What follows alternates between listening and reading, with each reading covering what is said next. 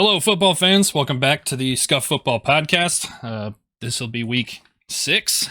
I keep forgetting, and I should probably start writing it down. This is Noah. I'm Ted. We're here to cover the previous week, talk stories, scores, fantasy, gambling. I guess there's so much to talk about this week, but I guess the best place to start is probably just breaking down a few full games, kind of similar to what we did last week, and then getting into some other bigger stories. I think the best place to start is probably Thursday night's game. Wholly abysmal. I don't know that I have ever watched a worse game in my entire life than the Colts and the Broncos. I was telling Noah before we got started that I was actually at the bar while this game was on. The TV was over my shoulder, so I wasn't staring at it the whole time, but I kept turning my head and wondering if I had, dropped into a black hole where time didn't exist, because I kept turning around and seeing one more field goal, but another 15 minutes of game time had gone by. Agreed. This was just an ugly game. Listen, I think that coming into this season, I think everyone was, we knew that Russell Wilson was good, decent quarterback in Seattle. And I don't know what's going on this season. Like, we haven't seen him be the old Russell Wilson. Maybe it's the team. Although, I think that team has some decent talent. It's just been really super flat. And I don't think we've ever seen this. And it was so boring.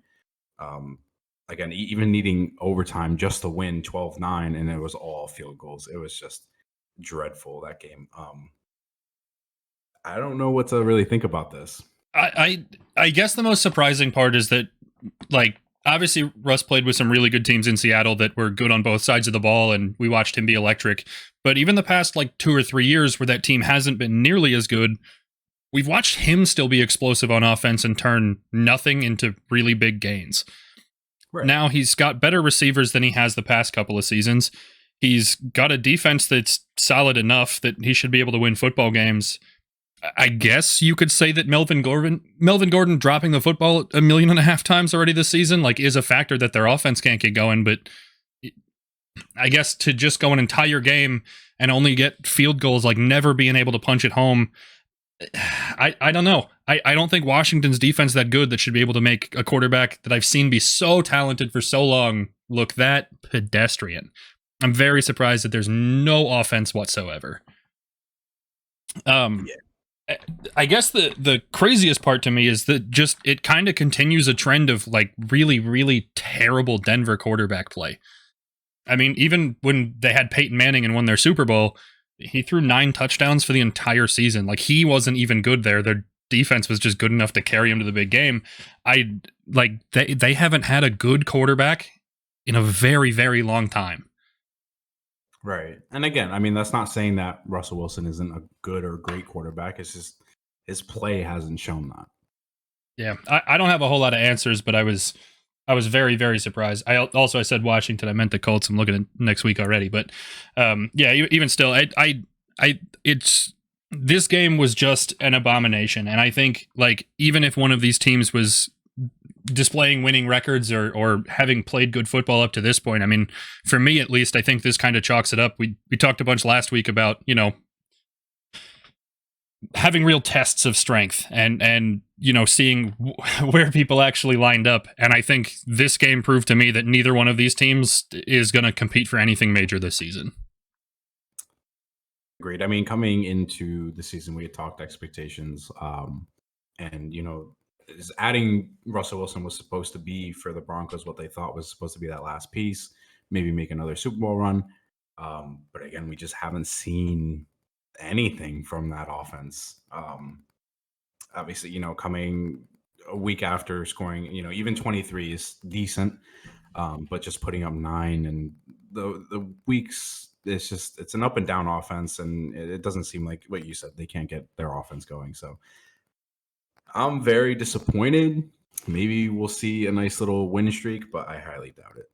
Well, and I think it hurts them too, especially that they're so far behind in the division now. I know the Raiders lost this week, but they look miles better than the Broncos do. The Chargers obviously got a pretty big win. The Chiefs are the Chiefs. That's a lot of tough ground to make up for, especially in the division that they're in. even on the other side of that game, like I know the Colts pulled out a win against a team that we had bigger expectations for, but I'm even still down on the Colts from where I was before week 1. I thought their run game was going to be a whole lot better. I thought they would have a lot more offense with Matt Ryan, and even the Colts just look supremely disappointing. I feel like I can write both of these teams off the rest of the season. It's short of something monumental. Right, agreed. I think after this, it's just kind of both teams are done for their season. I think it's kind of just going to be like see where they are, but I don't see them being in the playoffs or anything. So, yeah, at this rate, I think they're about washed. Moving forward, I did talk a bit about the Raiders in their game against the Chiefs. I thought this was a really big, important game, and I genuinely did learn a lot, even though it kind of went as expected. I know those divisional games are always tough, especially out there where we saw lots of upsets and turnarounds and comebacks last season. But I did genuinely learn a lot. I gave the Raiders a lot of credit last week for winning and looking like a way better team than the 1-4 that they are. Even at 1-5 now, I still don't think they're a free win on anybody's schedule, and I think they showed that against the Chiefs. They continued to stay in that game, even when Patrick Mahomes was magical again. Yeah, agreed. And I think this just confirmed what we've seen the past couple of weeks, that no matter how down and out the Chiefs are never down and out, and they're always going to win the damn football game. Yeah, agreed. Again, going back to that 1-4 or 1-5 record now, they put up a hell of a fight, and I was surprised. Obviously we had discussed that maybe they are a little bit better than the record reflects, but putting up, again, it was unfortunate that Hunter Renfrow and Devontae Adams collided into each other. They probably would have actually had more momentum and might have been able to win that game on that 4th down. But it was definitely a good one. I learned a lot. Again, like the Raiders, they're not the best, but I mean, they're not like the worst, as people were like, that 1-5 record shows. And for the Chiefs, dude, just Travis Kelsey, Patrick Mahomes. That's all you need to say. That's all you need on your team. You could just win everything. It's just, I shake my head every time. They were down 17, and we've seen them come back from bigger deficits. But again, a decent Raiders defense. It was just, yeah. Not to spoil too much into fantasy, but despite having 4 touchdowns, I don't know that I've ever been more disappointed in Travis Kelsey, but we'll cross that bridge later on. I know we've talked a bunch in previous few weeks about the Lions. Both of us are really riding that hype train for the Lions and really buying into Detroit. And this week, my jaw just kind of dropped looking at the score. Losing 29-0. I mean, I felt like personally the one place that I could rely on the Lions to win football games or to stay in football games was how explosive their offense was. And they showed me nothing on offense. Agreed. I mean, to get shut out by, the Patriots is just something else entirely. I did not expect this. And I think we had both picked the Lions to win this. So I mean, that just putting up 0, again, like that's the Lions that we saw last season. It's not the Lions that we've seen this season so far. So that was just disappointing to see, but maybe they'll bounce back next week and have a better game. I mean, I just like, I guess it's pretty tough, all things considered. Like when even the games that they had lost was just that they got, outscored, right? Yeah, exactly. Which obviously sounds really simple in concept, but like when they played the Eagles, their offense scored really well against a good Eagles defense. When they played against the Vikings, they scored really well against a solid Vikings defense. Like their offense has always been consistent all season long. And then just dropped an egg here. I think they're on a bye this upcoming week, so I hope that gives them time to work things out in practice and to come in more prepared. I'm hoping it's just, we can chalk it up to Bill Belichick is also a magician. But I grand scheme of things, this surprised the hell out of me. Yeah, it definitely wasn't what I thought was going to happen this week. Some other things that you may not have expected, Noah, you specifically. I want to ride you a little bit about you never buying into the Giants. I know that the Packers are down this season. I know it looks like a really pedestrian Aaron Rodgers, but I still think that the Giants win over them this week was fantastic, and again, hopefully room to learn a lot. Like, we really see who the Giants defense is now. Agreed. Right. So last week we talked a lot about strength tests, and I think I brought up the fact that if I saw them beat the Packers, in which a game that I think the Packers should have won, previous strengths from the past seasons, obviously the Packers should have won this. Strength tests, that's an incredible win for the Giants. I know I haven't bought into them, and I still be hesitant to buy into them. But it definitely does change my tune a lot on them. I was surprised when they won, and I'm excited to see what could happen with the Giants, though. Yeah, I think there's still room to get a better picture of the Giants. I mean, I as much as I've bought into the Giants' like ability to play football this year, I still don't see Dan Jones winning a Super Bowl for anybody ever. But I know that their schedule is actually pretty tough this year. I mean, they get a lot of really good opponents. They're like, even this upcoming week, they get the Ravens. Like, I do think we have more to learn about the Giants, but I can confidently say now that like watching them play this well this week leads me to believe that they're gonna be a really good team all season long, which is far more than I was ready to give them at the beginning. Agreed. I think, again, these next coming weeks will tell us a lot more, but I think just beating the Packers is a pretty good start for them. Obviously, they started out 3-1. But this win, again, the strength test, it was a bigger win, and I think it gives them more momentum than any other team right now, because the Packers are viewed as a good team in the league. So I think the momentum that they're going to be riding here is going to be pretty good. The last full game I have listed here is just the Dolphins and the Jets. And I think the reason why is probably pretty obvious if you've been listening the past few weeks. The Dolphins, I still think, are one of the league favorites if you were to poll around, but this loss hurts a lot. And it wasn't just by a point or two on a weird football bounce. I mean, they ended up losing by 23 points. I'm still going to give the Jets a little bit of credit because I've watched them win a couple of games now where they looked like a real football team and not the New York Jets. But I think the bigger deal is how much worse the Dolphins get without a solid player at quarterback. Agreed. Again, even coming into this game, I thought Bridgewater was going to be able to, carry this team kind of to just keep their heads above water. And losing to the Giants in this spectacular fashion is not what I expected at all. I've been clowning on the Jets as well. Mind you, it's just the New York teams that I don't like. But again, they came out and they put on great show, and I don't even know what to say about the Jets. That's a good thing. Like I've grown so used to just shitting on them all the time. So now I don't know what to say. But for the Dolphins, again, agreed. Like just not having Tua it's a different team entirely. Yeah, I mean, I'll give them the benefit of the doubt that they did lose Tyreek Hill pretty early on in that game, or beginning of the second half, I think. Bridgewater went out with concussion protocol, which put him on their third string. Even we didn't get a full game out of him, but I mean, still in the grand scheme of things, I think I made the comment last week, halfway joking, that you could put an average high school quarterback throwing to those two and still win a football game, and and they couldn't beat the Jets. Very, very surreal to see a Zach Wilson team go and beat that Dolphins roster this year. This was pretty eye opening, and I think it leads me pretty solidly into my next point, where I think last week, I know I felt a little more confident about saying who teams were, seeing a body of work and judging who they were, but maybe now we've got some questions about some teams. I guess we can start with the Dolphins. How do you see them now? Like, where would you put them in your personal power rankings? Like, where do you see them fitting in? How good do you think they still are after we saw this week? I think coming into this week, I would have put them top 5 in the league. It's pretty high. But after this,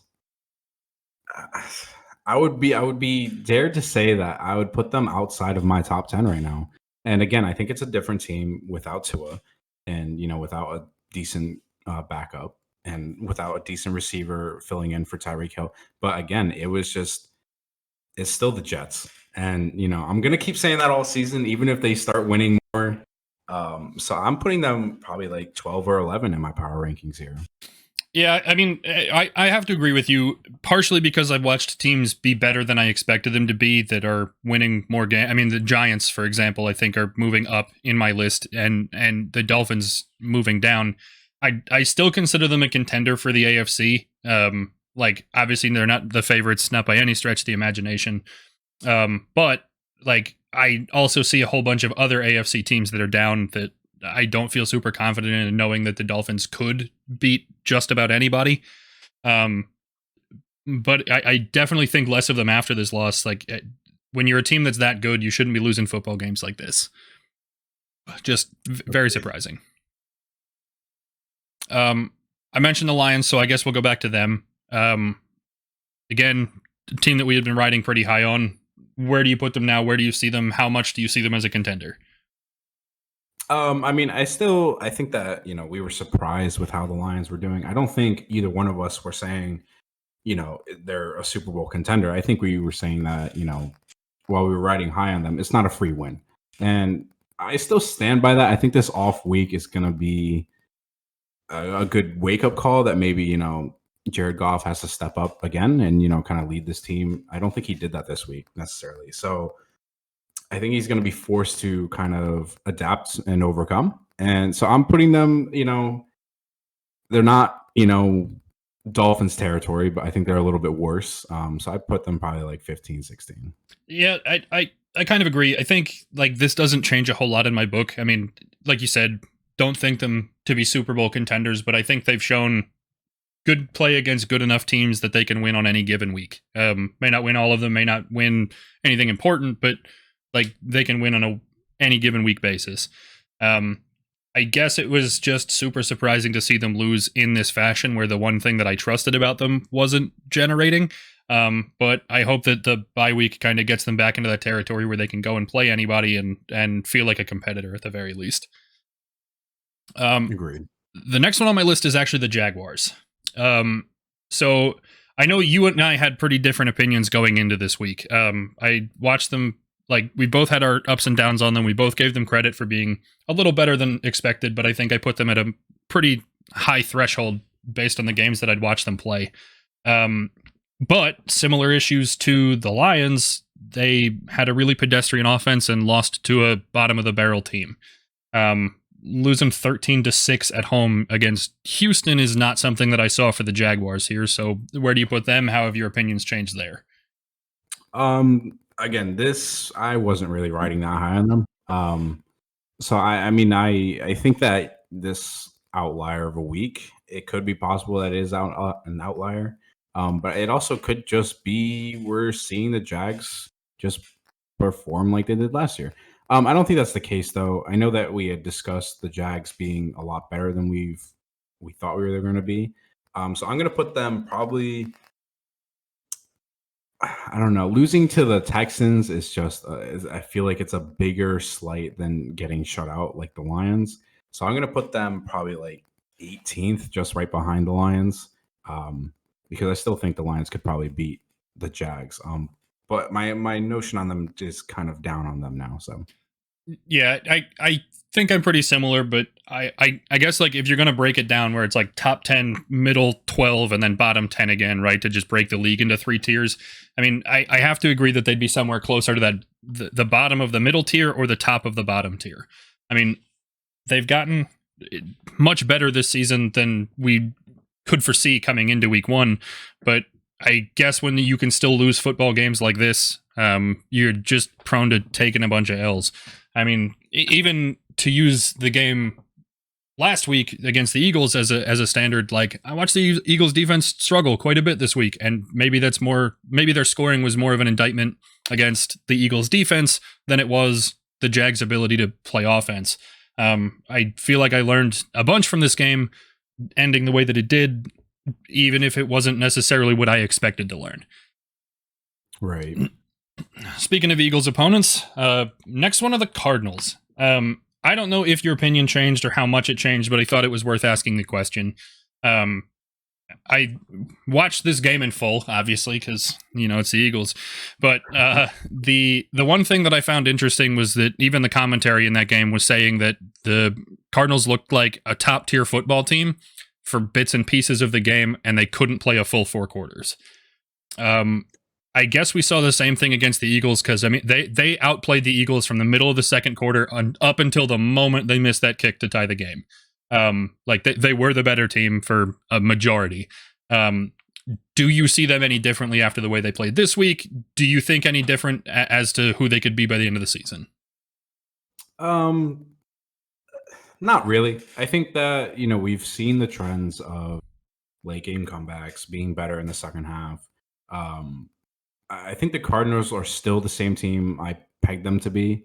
They're still at the bottom, I guess, of, maybe like the high of, the middle teams. I think they could beat anyone on any given night. But I also think that, going up against the Eagles is a formidable opponent. So I'm not surprised that they lost this. Again, we are seeing the only undefeated team right now in the Eagles, which still surprises me. But again, I don't think my opinion on the Cardinals has changed much. I thought that going into the season and the past few weeks that, they've played flat. But if they found a way to kind of get back to where they were last season, they could be really scary. And I still stand by that. I guess it's just interesting to me. Like, I guess I view the same result, but a different way to get there. Right. So like we watched their big fourth quarter comeback pretty early on in the season. We watched them play from behind and have really good second halves. But I guess the part that surprises me is what does that mean against a really good I mean, if they start losing to the Bills 14-0 in the first quarter, does that mean they turn it on at the end of the first quarter, right? Or is it, hey, it's only when we're down and it didn't happen until 3 minutes left in the fourth quarter that we start to play like we can? I guess I'm just interested to see how it translates. Like if their ultimate play style is coming back from the bottom and playing with a purpose only when they have to, like how is that going to translate when it's bigger games that matter either late in the season or against better playing opponents or whatever the case may be? I'll be interested to see how if this trend continues and how it looks against different teams, because I really don't think we've watched them play with a lead an entire game yet this season. I think they've had some struggle in every game they've played, if I'm not mistaken. Right. And just to get started, again, they start off flat and we see them turn it on, like you said. But again, it's interesting to see kind of like the timing on that and how that progresses going forward. Absolutely. Staying out west, same division, I have the Seahawks. So personally for me, I still think that they're towards the bottom of the league. I don't know that they're that good and they're going to win that many games. However, I think they're again worth mentioning just because I feel like they're winning games that they shouldn't, and I feel like they're losing games that they should win. I wonder kind of where you rank them, what kind of teams you'd compare them to, or maybe if we've adjusted how we think they'll play or rank by the end of the season. Right. I guess just to start, I agree they're probably near the bottom of the league. As for, winning games that they should or shouldn't, and then winning or losing games that they should or shouldn't, I feel like I would compare them. I think this week was a fair barometer of two teams that are in the bottom of the league. So I think this is kind of showing like they're not good enough to beat the Saints on, the Saints' best day so far. They are, good enough to put up a fight. But again, I put them kind of in that same group of, the Saints, Broncos, Texans, Jags, like all of that together, I feel like is a group there. But coming out of that, I think of that, bottom 5 or 6, 7 teams, I think they're probably near the top of they're the best of the worst. Okay. And I'll give you that. I do want to give some special credit to Geno Smith this week, though. Not because, his most notable career highlight for the rest of all eternity will be getting punched in the mouth by a teammate when he played for New York. But he dropped 3 dimes of passes that just many quarterbacks in the league wouldn't be able to make, and he did it in a loss, and you probably didn't see them in the highlights because they lost. Just want to give that guy some credit because nobody saw the only 3 plays he made all day. I want to talk about the Rams next. I know that the Cowboys are a good team. I've reluctantly given them credit week after week that I even apologized to Cooper Rush here 2 weeks ago. I know that the Cowboys are good, and I really expected, both of us did, we expected the Cowboys to win that game pretty handedly. But I saw the Rams be extra pedestrian. I know that in previous weeks we had said, yeah, they may have lost this game, but I still think they have the potential to be good. Now that I've watched them compete with a team that I know to be good, my opinion personally of the Rams is significantly down. Agreed. The Rams are in trouble, and it pains me to say it because they have the team to go back to a Super Bowl. They have the talent. Only losing Robert Woods this season in the receiving core and asking others, youngsters to step up. But again, we haven't seen the Rams play like the Rams, and so this is kind of. I think it's time. It's like you need to fix this now, or there's a good chance they might not make the playoffs. Again, that division is not the best, but we're seeing the reemergence of the Niners, and we're seeing even though the Cardinals are pedestrian in a sense, I still think the Cardinals could probably beat the Rams right now from what I've seen the past 2 weeks. So I'm worried about them. Again, Dallas is a decent team, and I know it hurt you to apologize to Cooper Rush. But we are seeing him lead that team, and I think another thing from Dallas is it's interesting to see to me that Tony Pollard is stepping up, even though Ezekiel Elliott is still the number one back. We saw him get a bunch of touches, Ezekiel, and he didn't do as much damage as Tony Pollard did. So that's interesting to me going forward, and kind of where that leaves the Cowboys. But they're playing spectacular football, and again. It was against the Rams. I thought the Rams were going to put up more of a fight, but unfortunately they didn't. Yeah, I want to be clear that I think the Rams have time to turn it around. I know they've got the roster and the talent. I really trust McVay as a head coach to do the right things at the right times, but they need something to jumpstart to get back to where I think they could be. And the way the 49ers are playing, like you mentioned, I mean, there is some catch up to do. There is a bigger leap to take than just extending your own lead. It's really stepping up and putting your foot to the gas to catch up. The last one I've got on my list is the Raiders. I know I mentioned them pretty briefly as we, brought up the Raiders and the Chiefs. I know that their record sucks. I know that they're 1-4, but I don't think their division is as good as we expected it to be. And I watched them play an entire game of football against the Kansas City Chiefs, which is an incredibly difficult task. So where do you see the Raiders? How much noise do you think they can make with this having dug themselves this kind of hole this early in the season? I guess power ranking wise, I think we had, the last week's game kind of put them a little bit up, but it wasn't, a significant boost. I still thought they were kind of maybe they were overrated.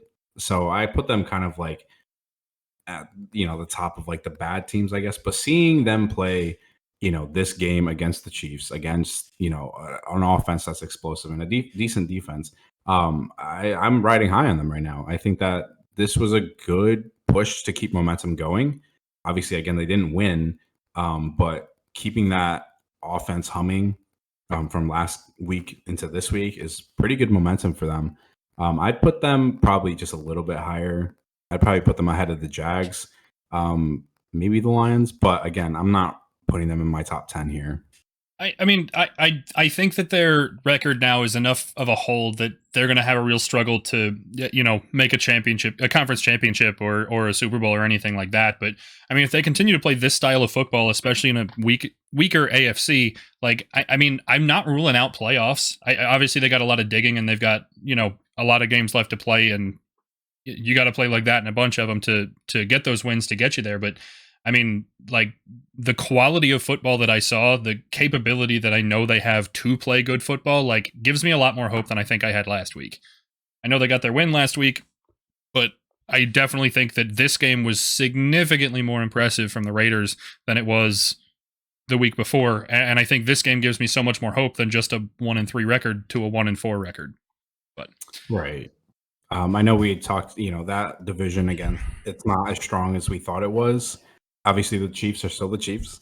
But speaking of divisions, I just want to touch on the NFC East because That's scary right now. And, I previously messaged you and asking, is it even possible for three teams from one conference or division to make it?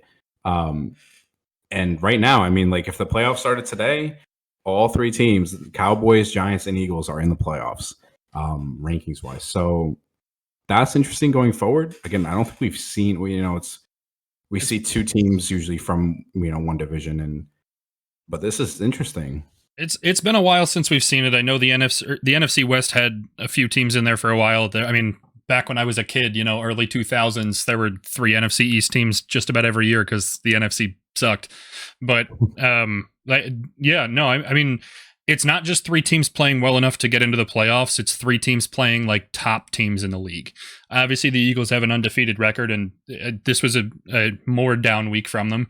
But like I said, the Cowboys with their second string quarterback can beat just about anybody in the league. The Giants are playing good enough football to be in charge of every game they're in. There's really good football happening in the NFC East, and I hate to like chalk it up so early, but it almost feels like with that kind of math that like the NFC East has to feel like a Super Bowl favorite if you're going to pick a division to win, just because they do have so much talent and more teams than most other like leagues or divisions rather will present, Okay, all right. Let's not talk cream. Okay, there's still the AFC East. Okay, with your Dolphins and my Bills. Okay, so let's not go talking crazy just yet. I'm just like to point it out. Like if you're going to compare AFC East and NFC East in that context, right? Like the NFC has 3 really good teams. The AFC East has the Bills, who I still believe to be the best team in the league. Don't get me wrong, but like even then we're down on the Dolphins, and I don't know that they put a third team in there. You know what I mean? Like I just if you're doing the math, like the NFC East feels like a good place to put your money on. That's all I'm saying. Percentage wise, yeah. Yeah. So just throwing it out there. That's all. I'm not here picking Super Bowl winners. Okay, all right. Let's make sure, Yeah, a little early for that. While we're talking about not knowing who teams are, I think one of the big things that we've seen, especially this week, was how injuries are impacting teams. And I know we mentioned the Dolphins a little bit. Not having Tua made them significantly worse, but then also losing Bridgewater hurt a lot. Tyreek Hill in a walking boot has to be scary, even if you expect him to play next week. Some other things from around the league. Arizona lost 2 running backs. I know neither one of them is supposed to be long-term, but James Conner kind of has a history of, missing time or not playing as well, and then losing his backup could potentially be scary for Arizona. We saw Baker Mayfield in a walking boot. I know the Panthers weren't a whole lot, but you have to imagine they get worse if he's not playing. T. Higgins with an ankle injury. We know what that taking out one piece can do to the Cincinnati offense. And Rashad Penny from Seattle, again, a pretty significant piece, has been putting up pretty good performances all season long. What kind of injuries did you see? What do you think is significant? Who makes an impact? Who's going to be missed the most? I think obviously the Dolphins are the team we need to touch on. I guess we've talked a lot about Dolphins injuries. Again, they are a completely different team without having that reassurance in that position and that depth. Again, we saw some other people get hurt. Again, James Conner. I love James Conner ever since he was, he stepped up for Le'Veon Bell. But again, we have seen that injury history, and it's unfortunate again, but we've also seen that from other people. A big injury that I saw was Damien Harris. He only played a few minutes. Again, obviously the Patriots still won, but losing your lead back like that has to hurt. So those are the ones that I was most, looking out for, I guess, most concerned. I guess we'll see how that goes going forward. I know that, touching on Baker, they said, he's expected to miss 2 to 6 weeks. Again, the Panthers aren't really pushing for a playoff position. Maybe if they were, it would hurt them a lot more. But again, maybe we see a backup like be better than Baker and maybe, revitalize that offense. So we'll see. But again, it's just, injuries are, for some teams, are just a lot bigger than more. Yeah. I guess not to use the Dolphins as a springboard again, but one of the things that I found interesting, especially in terms of like the NFL trying to make themselves safer, is the changes to the roughing the passer calls they did this year. Obviously, we saw how, rough tackles can impact teams as a whole, not just quarterbacks. But we watched, obviously, Tua get thrown into the turf head first following his first suspected concussion, and that leading to, I guess, a bigger spotlight on roughing the passer calls this year. So the first one I thought was very interesting, was actually at the expense of the Chiefs against Derek Carr. It might be the first time in recorded history that somebody has had the ball in their own hands and still gotten called for a roughing the passer call. How do you rough the passer if he never got to pass and the ball is in your hands? I don't understand. I get the idea of don't put your full body weight on them. I understand why that's a safety concern. I genuinely, I really, truly do. But I guess what's weird to me with that call specifically is that other guys on the field don't get that same kind of protection. If that strip sack had happened and that defensive lineman was running up the field, a offensive lineman or a running back or a wide receiver, whoever, had hit him from behind and landed their full body weight on him, there's no roughing the ball carrier call. It's only a protection for quarterbacks. I guess it's just really surprising to know that those guys get extra added value and protection in plays that probably shouldn't work out that way. Right. I guess the only like protective flag against, for anyone else would be a targeting call. But again, that is, the criteria to meet that is very specific. Again, the quarterbacks have always had that extra protection, I feel like, compared to other, not excluding like, kickers and punters. I feel like they have protection as well. But again, like we're seeing big hits. I'm just thinking off the top of my head, back in the Eagles and Patriots Super Bowl, losing Brandon Cooks to a big hit from Malcolm Jenkins, and he like put him instantly into a concussion like that. It would have been nice to have that protection over there. Other hits obviously that have occurred, that's just the first one that popped in my head. Definitely, I think they do need more just protection around. I guess, obviously with quarterbacks, I think it's a little bit different. You're there to protect the person who's not, I don't want to say not as built as everyone else on the field, but, they're, I don't know how to explain it. I feel like I understand the ones with kickers, right? Because you end up in a very vulnerable position, right? One leg on the ground, following through your other leg to the kick, and somebody hits you in your plant leg. That's going to turn into injuries, and I understand those kinds of protections, right? For a quarterback, like I know that everybody sings praise about standing in there, throwing the ball, and then taking the hit, right? Like, but I also know that like other guys on the field don't have to go through those same things, right? Receivers, like, yeah, if you jump up to catch a ball, like there's the potential that somebody comes across the middle and beats the living hell out of you, right? But like targeting calls make sense because it's a guy looking to maim somebody across the field, right? Whereas the roughing the passer call, especially the one where it was a strip sack and they fell the same direction, what are you going to do about it? The ball's in your hands, so you can't use your hands to roll out of the way. And somebody correct me if I'm wrong, but like a textbook tackle is to put your weight through the center mass and take them to the ground, which means your body weight is going to end up on top of them. If calls like the one against that worked in the Bucs' favor this week against Tom Brady, where you can't like use your arms to swing him around your body, you can't put your body weight on top of him, how are you supposed to tackle the guy? I mean, at that rate, put flags on the guy's waist and just pull the flag so he never has to take a hit. Similarly, the consistency in these calls is very interesting to me because the one that did get called on Tom Brady and the one that didn't get called for Patrick Mahomes were pretty much identical if you watched them next to each other. It was a guy taking him towards the ground, swinging him around his body towards his backside at the turf. And I guess just to not have any real structure on what that call means or doesn't mean, or to know that like you can't even have the ball and be safe from hitting the quarterback. I wish there were consistency. I wish that there were something that made the quarterbacks on an equal playing field with everybody else because they don't feel as vulnerable as kickers based on their own choices.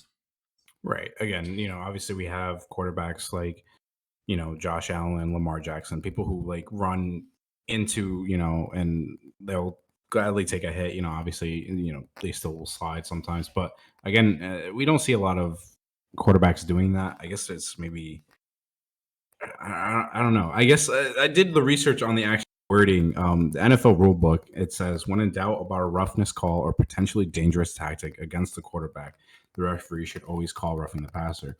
Now, again, we've seen a lot more calls this season, but then we've also seen a lot of missed calls, like you were saying. So I don't know how they can go to making it more consistent and making it for everyone. Again, I don't think that, I don't know.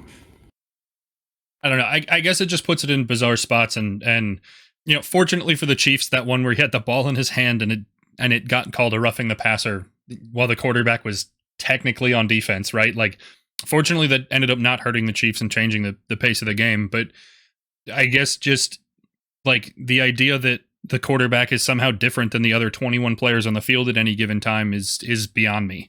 You mentioned Josh Allen or Lamar Jackson that are athletes enough to make the play, that not only just not shying away from the hit, but also being mobile and dynamic enough to avoid the hit, which is the same thing that a wide receiver is expected to do, or a running back or a tight end. Like, if a lineman crushes a running back, the lineman's bigger than the running back. There's a lot of them that aren't that huge, but like for them to get body weight on top of them, well, it's just a textbook tackle. It's not harmful or dangerous or anything along those lines. There's potential on any given play for anybody to be hurt. I just find it very bizarre that these roughing the passer calls have looked this way the past 2 or 3 weeks, and I guess just having an extra spotlight on it because of what happened to Tua just makes it all that more evident that like whatever they do with this rule needs some kind of change, some kind of help, or some way to at least make it consistent. Right. Again, I guess you can't even really make the argument that like, a quarterback has multiple people trying to, tackle him, because so does everyone else. So, I mean, it's interesting, and it's just a weird way of making the calls now. I don't know. Well, I know that the league said something about they're not going to change it mid-season. They have no intention of addressing the referees union organization. I don't know what to call them necessarily, but don't intend to make any changes or do anything any different. But I have to imagine with the last 3 weeks just as a sample size for this whole season, regardless of what we see for the next 12 or 13 weeks, I'll be interested to see how this rule looks different next season, because they have to do something to it. Right. On from there, I think the next stop is fantasy. I brought it up earlier, but I'm going to start with Travis Kelsey. I know he had 4 touchdowns. I know the dude is really good. Please don't get it wrong. But I needed a shitload more points from him, and 4 touchdowns and only 30 yards. The dude had 6 catches for 35 yards. So if you just take away the touchdowns, he had a really shit day. 4 touchdowns, I get that the end zone kind of stopped him from gaining any more yards, but as far as a player getting 4 touchdowns, that's the weakest 4 touchdown performance I think you could possibly have. Agreed. Thankfully, we play in a PPR, so you got points for those extra 7 receptions. But it was just we've seen people get 2 touchdowns and score a lot more than 33. So I would expect that for it would be at least 40. I would give that an average of like 10 points per touchdown. At some point they had to catch something else. So it was definitely interesting, but again, that yardage was just. I don't know if you would prefer the yardage over the touchdown points, but I would have taken away a few, maybe a touchdown or 2 for like another 100 yards. That would have been nice. On any other week, 33 points and I'm ecstatic, but this week I learned that not having a quarterback hurts a lot more than I was ready for it to. I think we both mentioned at the beginning of the year that taking a quarterback early wasn't necessarily a value pick because quarterbacks are so close together. But the difference between what I got out of Tua the first 3 weeks versus Matt Ryan this week just felt super significant. Yeah, again, we discussed that during the draft. We discussed that as soon as we saw Josh Allen taken off the board. Um, and it was like the third round, the second round. And, at the time we questioned it. I still, again, second, third round pick is a little high for a quarterback. But, I mean, I'm looking at Jack's team, and 45 from Josh Allen does not sound bad. So I got to question it again and just be like, maybe I should have gotten Josh Allen. But, I mean, yeah. That's just absurd. Yeah.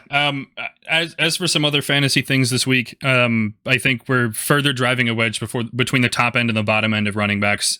Even as you mentioned the Cowboys this week, I know that Zeke Elliott's numbers were up from previous weeks and the earlier part of the season, but even to just see a two-back system like Tony Pollard.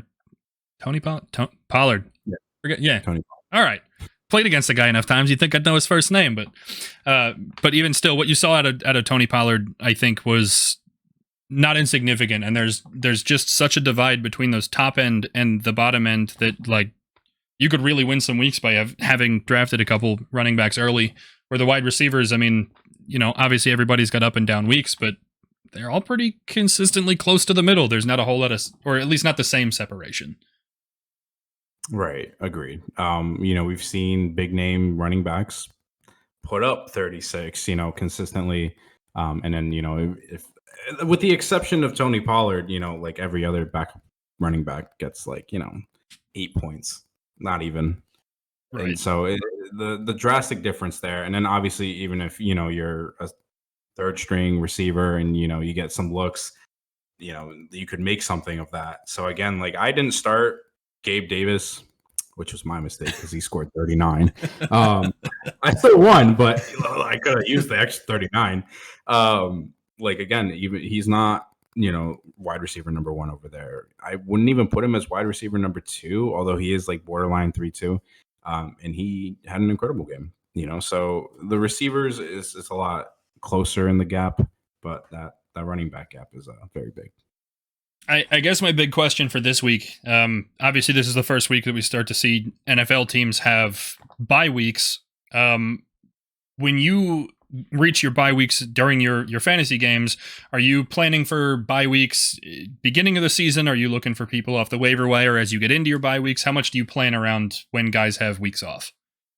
I guess I don't really plan for it until I see that they're having a bye week. When I first see that, obviously I go to my waiver wire. I always see. I usually try to do that every week, even before, buys started. But I usually try to make sure that my team is, set. And the only team that I really need to change out is my defense. So I'll look at the waiver wire for that. See who has the better matchup, I guess, of those 7 teams that are left at the end. But I guess otherwise than that, I mean, I usually try to check, but I try to make sure my team has decent backups if that happens. I guess I always find it interesting because I always look at the bye week when I'm going through the draft, especially in the early rounds, right? The worst thing in the world is to pick up 2 quarterbacks who have the same bye week. To put, 2 receivers on the field, you draft 4 of them so that you have the 2 backups, maybe even a 5th for a flex, but you realize that 3 of them go on a bye week at the same time. Like, it can really put a dent in your team. But I always find that I struggle during bye weeks specifically because when one of my starters goes out with a bye week, that my backup was significantly worse and my team is still not as good as it would be with the starter in. And just wondering, maybe for other fantasy players and of course for myself, how, like, what you go and look for in a waiver wire, how far before bye weeks that you prep, like when you're looking at guys to go pick up that might be available. Right. So I don't do what you do. I don't compare it during the draft. Obviously I've, as someone who's experienced with playing fantasy football, I know, who's, best and whatnot from different teams. So obviously I try not to pick too many from one team. But once I have drafted, I usually look at their schedule to kind of see what their schedule strength is going to be. And then obviously to see when their bye is. So again, if I notice that, beginning of the season, I have, a few people that have the same bye week, and I know, by waiver time those weeks, like I won't be able to get anyone. I might actually trade one of them, even knowing that they are, a really good player, just to pick up like a decent backup in a sense, just to make sure that I have someone else to cover that when that bye week comes. Fair enough. Get more backup.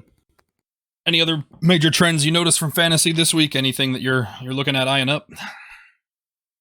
I mean, I feel like we're going to touch on this because, it's a game that's coming up. So I am very excited because fantasy-wise and in general-wise, we get another Buffalo Bills and Kansas City matchup. So I'm looking forward to seeing both of those quarterbacks explode. I'm ready to see some fireworks. And so fantasy-wise, I'm starting Gabe Davis. That's all I'm saying. Yeah. I'm not on 39 again. Yeah, I definitely see a lot of production, especially from receiving cores. I mean, I feel like both teams have a solid defense. The Bills obviously better than solid in my opinion. But I definitely expect to see both teams not playing with a confident lead and not doing a ton of running. Like I think we're going to see two very pass heavy games. Not that you shouldn't already have both quarterbacks as is. You should probably already have guys like, Travis Kelsey or Stephon Diggs picked up in your league, but like even some of those smaller role guys to be the third or fourth option on either one of those offense for passing, like it might be a solid look this week. I expect a whole lot of airtime for that football. Agreed. Yeah. All right. So I guess that brings us into our picks for the week. So first time all season, we actually had a push. We had Bears and Vikings last week. The Vikings at -7, and they won by 7. So it's just a draw. Nobody wins. Nobody loses. You spent your money. With that, Noah went 6-9, and that one push, total of 31-48-1. I went 7-8-1 for 32-47-1. We're still pretty close, and even though we kind of separated a little further from 500, we're staying consistent and not having another real god-awful week. So the way this week played out, man, I'm going to take that this week. I'm all right with that. Obviously a few less games on the slate this week just because of some bye weeks. But we'll get started with Thursday night. I have Washington and the Bears. Bears are -1 at home. 1 point favorites as a toss-up. Agreed.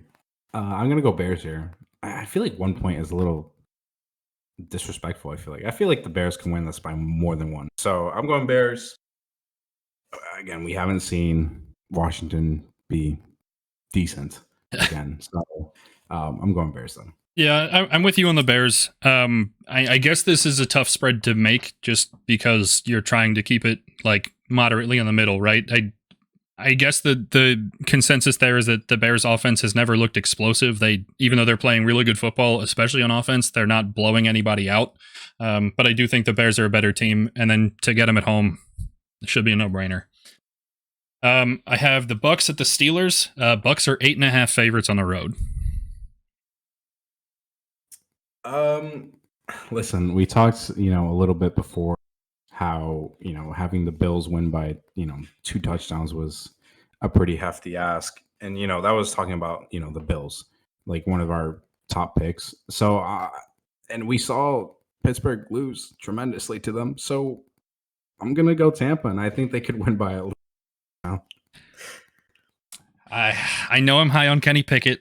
I know I rave about the guy. Listen, he just led that team to a 3-point game. Listen, okay? I get it. I still think he's going to have a good career. Regardless, I did say, and I would do it again, that a 14-point spread is hard to cover. If you had to give me the exact same game this week, I'd still take the Steelers plus 14. 8.5 is a lot more reasonable. I think the Bucks have been playing better football than they were early in the season. I think I'm sticking with the Bucks as well. Even though I hate rooting against my boy. I have the Jags and the Colts. Colts are 2.5 favorites at home. Interesting. I feel this one is pretty handedly Jags for me. The Colts were really, really, really bad on Thursday. I know they won the game, but they were so bad. The Jags obviously had a down week. We did talk about them as being maybe not as good as we thought they were, but I still think they're better than the Colts, especially when it's only 2.5. Agreed. I'm going Jags here as well. I felt like that was too small of a spread there, but yeah, I'm going Jags. So All right. Next, I have the Bengals at the Saints. Bengals are 1.5 favorites on the road. Admittedly, this one's kind of tough. You said is it in New Orleans though? Yep. The Bengals didn't have their best week ever, and I know T. Higgins being out hurts them a lot. The Saints did just beat the Seahawks. They put up a ton of points, and their offense looked good, especially all the deficits that they have, all things considered. So I guess I really don't know. I want to believe that the Bengals are a better team than the Saints, so I think that's the way I'm picking, but I have exactly zero confidence.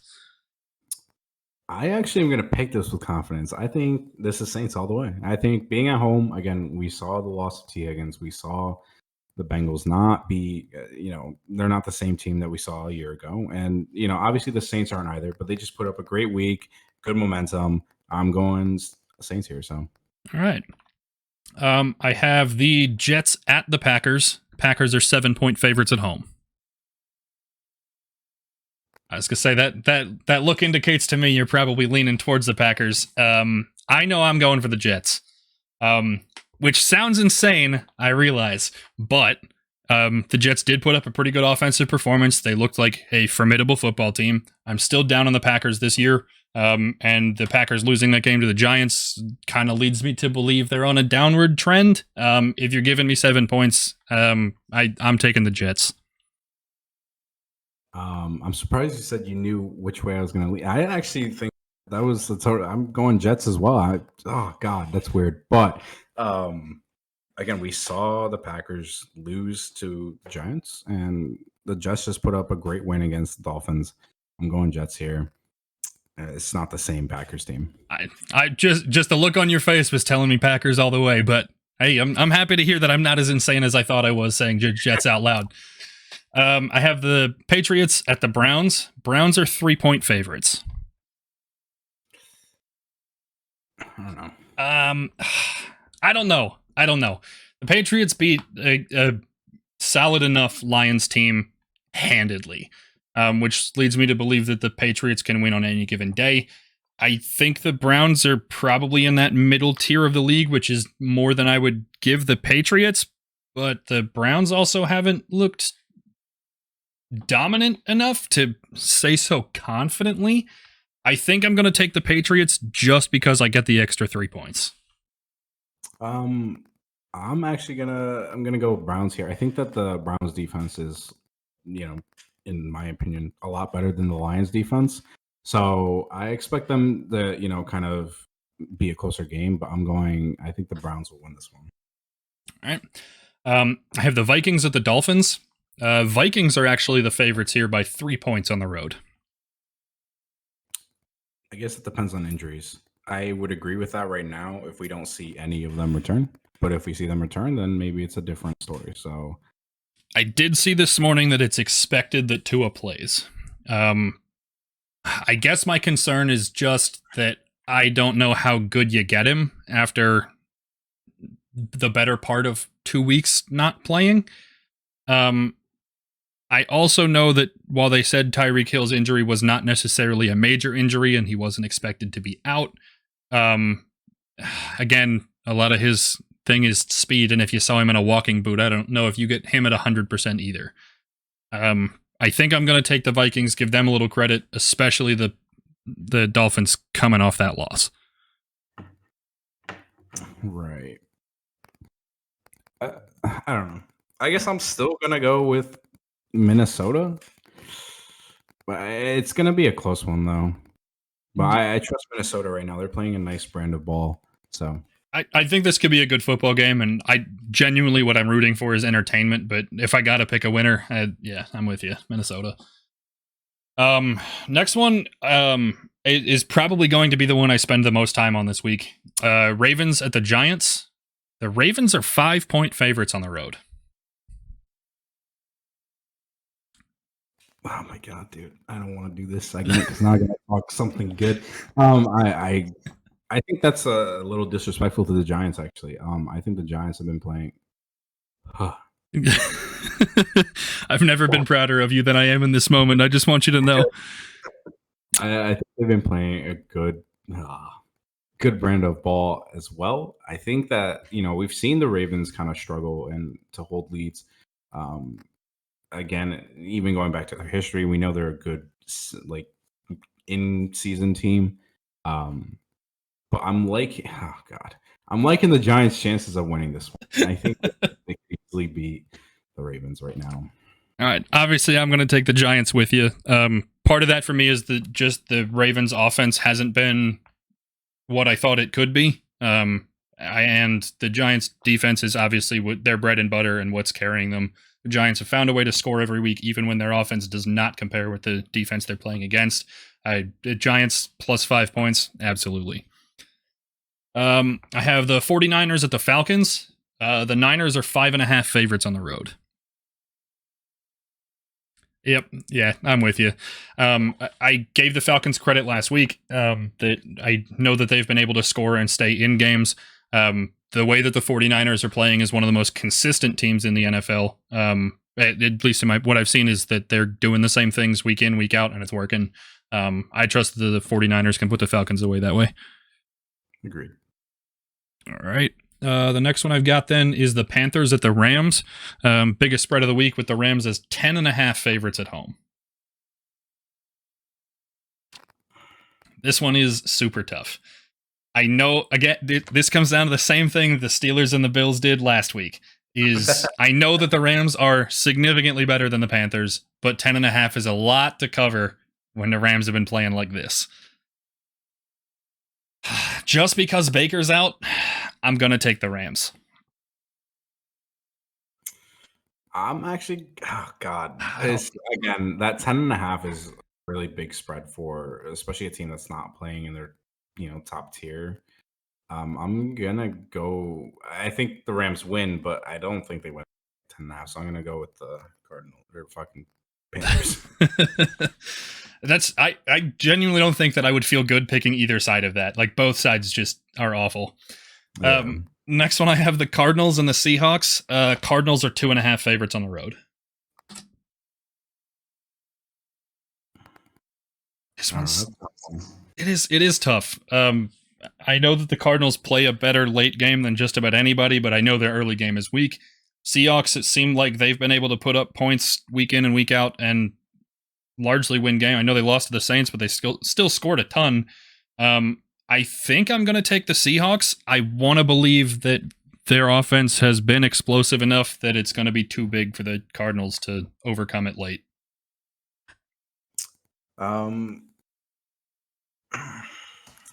I don't know. I think we've seen the Cardinals not play the best brand until endgame.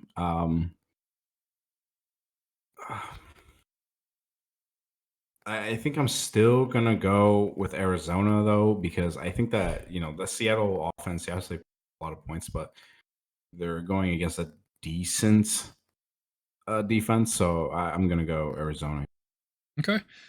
You mentioned it earlier. Probably game of the week. Bills and Chiefs. Bills are 2.5 favorites on the road. I think I know where you're leaning because you do it every week. And this week I'm with you. I still find it hard to believe that anybody could beat the Bills. I know football doesn't have series in the postseason where you play multiple games, but I'm telling you, if you gave me the Bills and any team on a best of 3, I'm taking the Bills against all of them and not thinking twice. They're a better team, and I think they play their best football when it's super competitive. I know that this game could go either way. I know that the Chiefs put up good offense. They find ways to win games, even when they shouldn't. But I still think the Bills are a better team, and I can't pick against them. Agreed. You guys know where I am. I'm all the way in on the Bills. I think that the defense that the Bills present is going to be a little different. Obviously, you've added some pieces so that the Chiefs haven't seen and gone up against. So I think I'm going Bills. Obviously, it's just I'm trying to convince everyone else to. All right, Sunday night game. This is one I've been excited for, although it terrifies me a little bit. I got the Cowboys and the Eagles. Eagles are 5.5 favorites at home. I did it last week. I'm going to do it again. I think the Eagles win, but I think it's tighter than 5.5, so I'm taking the Cowboys. I think, as much as it's going to be weird to say, I think I'm with you. I'm taking Dallas, but I think Dallas actually wins this.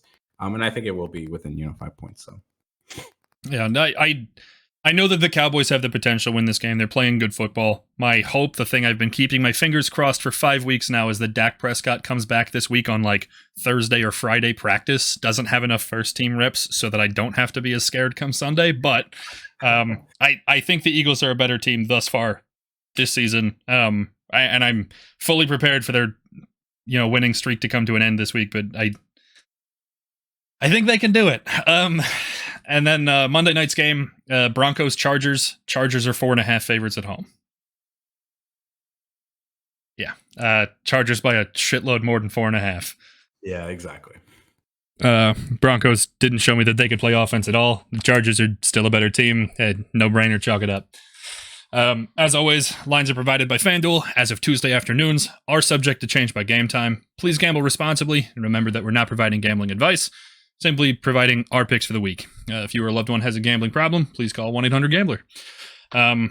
With that, I think that wraps up this week. Lots of good football on the docket, though, so catch me not streaming on Sunday so I can sit down and just inhale everything football has to offer this week. But unless you got anything else, I think we're ready to wrap up.